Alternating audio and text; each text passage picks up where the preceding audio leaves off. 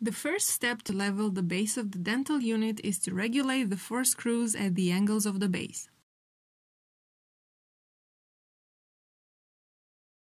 Use a bubble level to check the position of the dental unit. After that, you must regulate the level of the water unit. To do that, you must open the big screws without removing them. They keep the water unit on its support. And level the water unit using the small screws. Once you level the water unit, close the big screws.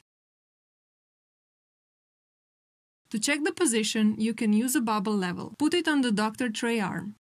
Do the same thing after the arm has been turned by 90 degrees. Between the water unit and its support, there is some space. This is normal. In the water unit, you can find this screw. If you close it, the arm becomes harder to rotate. If you open it, the arm becomes less hard to rotate.